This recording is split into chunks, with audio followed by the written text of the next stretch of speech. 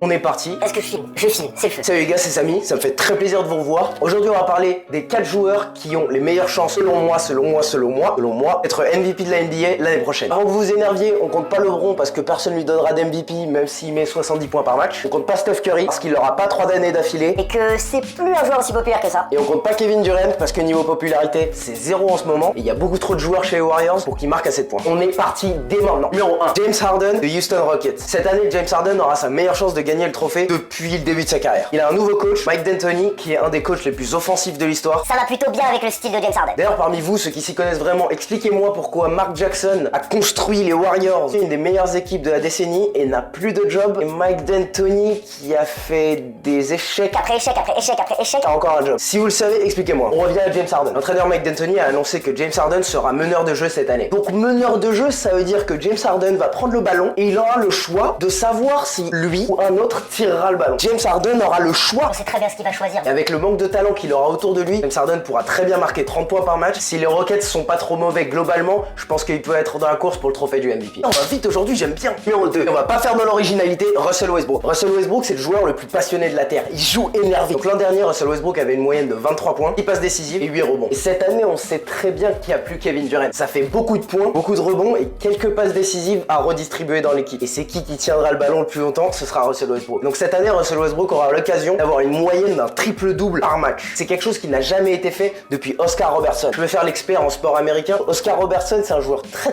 vieux. Tout ce que je sais, c'est qu'il mettait beaucoup de triple-double. Je vois que 2 raisons qui empêcheraient à Russell Westbrook d'être dans les favoris pour avoir le trophée du MVP. 1, il essaierait d'en faire trop et il se blesserait au cours de la saison. Ou 2, le départ de Kevin Durant empêche l'équipe d'être assez dominante globalement pour qu'il soit considéré comme un MVP. C'est vrai qu'un MVP n'est jamais sorti d'une équipe qui était hors du top 3 de NBA pendant cette année. Numéro 3, Kyrie Irving. Vous avez tous vu son panier à 3 points. Game 7 contre les Warriors sur leur terrain face à Steph Curry.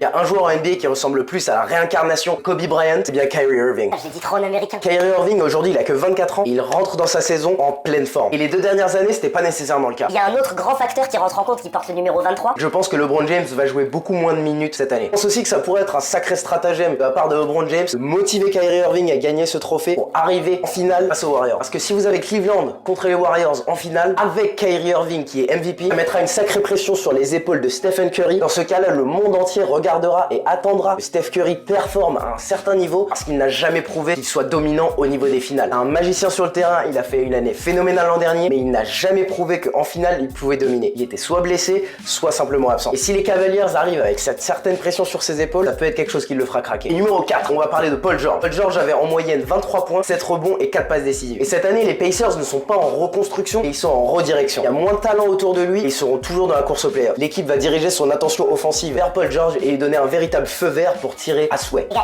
je parle, mais il y a mon voisin qui est en train de me regarder par la fenêtre, c'est vraiment pas à l'aise.